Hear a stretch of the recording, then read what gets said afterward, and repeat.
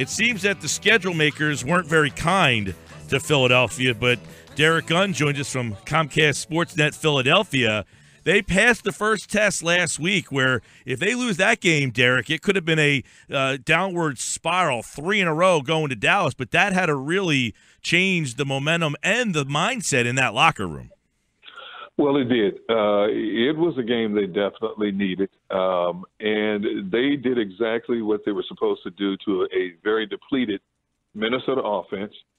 They handcuffed them, made them one-dimensional. Jim Schwartz and the defensive personnel did their homework thoroughly on how to defend against Sam Bradford. They wanted to get hits on him early. They wanted to keep him in the pocket. They were not afraid of him stepping up and taking off and running like some of the other quarterbacks in the league.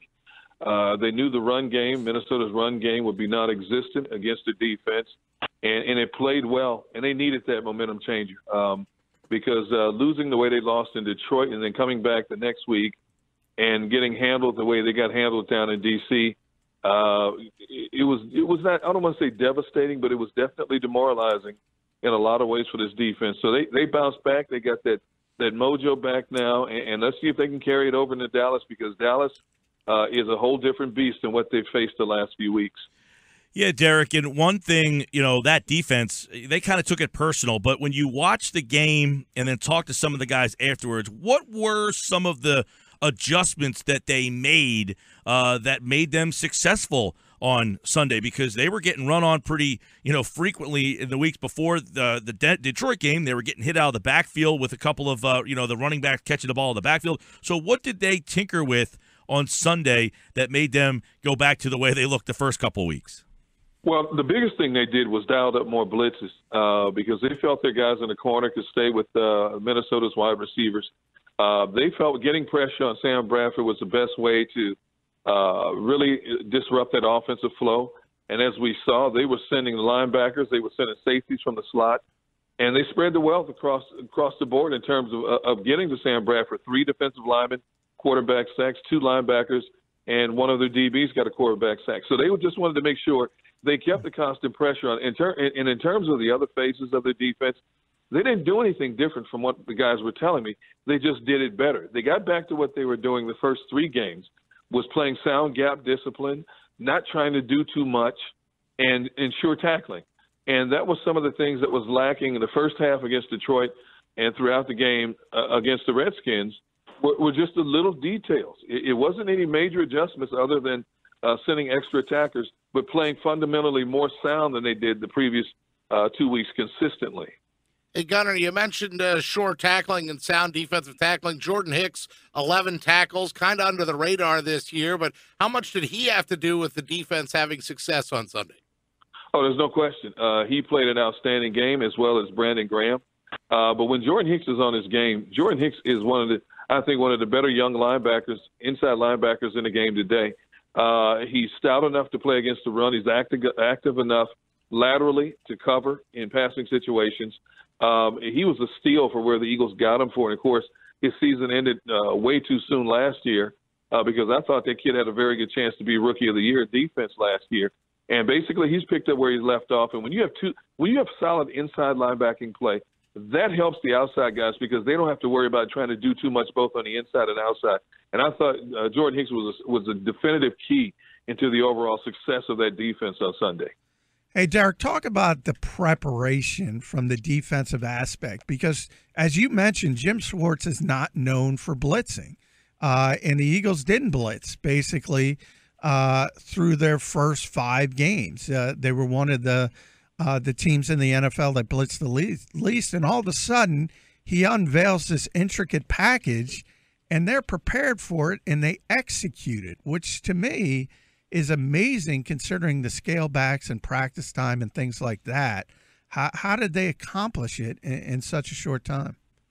Well, first of all, and you don't want to take anything away from what they accomplished, but Jim Schwartz did exactly what he was supposed to do, took advantage of a wounded animal. You're looking at a Minnesota offense that was down 3 starting offensive linemen, including both tackles. A future Hall of Fame running back didn't play. Stephon Diggs started the game injury. The other running back they had, McKinnon, came into that game injury. injured, and when he played, he limped off the field several times, so he could never really get the flow. So what's the best way to attack is go right at him. And, the Eagles edge rushers fully took advantage of backup tackles playing for the Minnesota Vikings. And you're right, Schwartz does not believe in blitzing much. He likes his four down linemen to do most of the attacking and get most of the pressure. But for whatever reason, if you go back to that Detroit game, the four-man pressure was not getting home against Matthew Stafford. The pressure was not getting home against Kirk Cousins last week. So you have to make an adjustment in that regard. And they felt, again, against this type of personnel, as depleted as Minnesota was offensively, the best way strategically to go at Minnesota was right at them.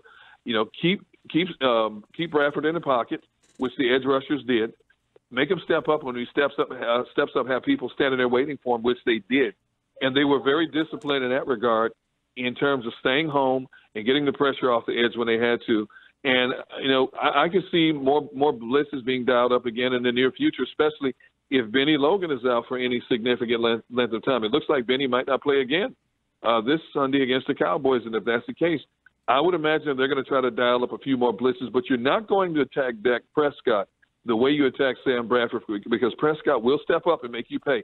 If you miss him, he will take off, and he's a pretty good runner as well as a good passer. So the blitzing scheme is going to have to be a little bit different. You may have to pursue Dak Prescott from a little bit different angles than what you took against Sam Bradford. But I would imagine until Benny Logan is back in there, we're going to see more blitzes dialed up. Yeah, Derek, we talked about the good. Now we have to talk about some of the bad. And obviously, Minnesota has a tremendous defense, and the Eagles struggled moving the football, got some things done in the second half, and they deserve credit for that.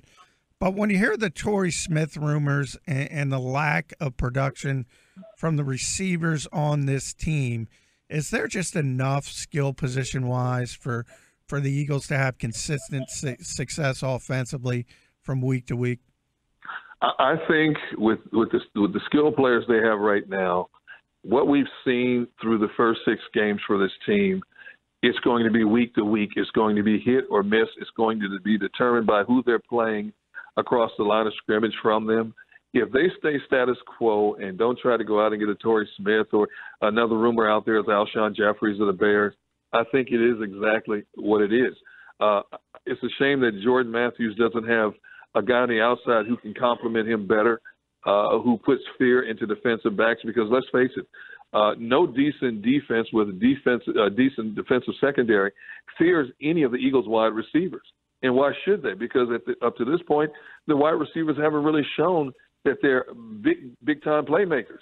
They get a few yards here and there. I mean, your number one draft pick from a year ago, he's still, what did he have, 2 catches for 10 yards? And I don't think he's going to get any better than what he is. I hate to say that. I mean, the kid works hard. He goes to practice every day, works hard. He stays late. But for a number one draft pick of the wide receiver, he hasn't lived up to the expectations. And, for whatever reason, they don't look to Zach Ertz more than what they have. Coming into the Minnesota game, he had, 13 looks in the last 3 games since he came back from the injury. And this kid, Ertz, has the potential to be one of the elite tight ends in the game, and yet they don't utilize his skills as much as they should in the passing game. Now, hopefully that will evolve as Carson continues to get more comfortable with his weapons. Obviously, Jordan Matthews is his favorite wide receiver right now. But I would just like to see another wide receiver step up and be a little bit more defiant, be more aggressive, because I look at these receivers, Josh Huff and these guys, and I look at them as finesse receivers. I don't look at them as physical receivers who can consistently get off press coverage. Haven't seen that. And I don't know if we're going to see that at all this season. Derrick Gunn's with us. Comcast Sportsnet covers the Eagles, of course, pre- and post-game. You see him right there after the games are over talking to a lot of these guys. And one thing is, Andy's offense was really bailed out a lot by having a guy like Westbrook, because Andy, other than the Owens year, never really had that go-to wide receiver. I think the one difference with Doug is he doesn't have that go-to wide receiver, but he also doesn't have Brian Westbrook. How do you think that Doug can utilize these running backs a little differently to maybe help out the situation? Because I think them lacking a Westbrook type of player is handcuffing the offense, because we've seen this offense without big-time wide receivers in the past. I couldn't agree with you more. I do think I know a lot of people are down on Ryan Matthews because of the 2 fumbles now the last several games. I get that.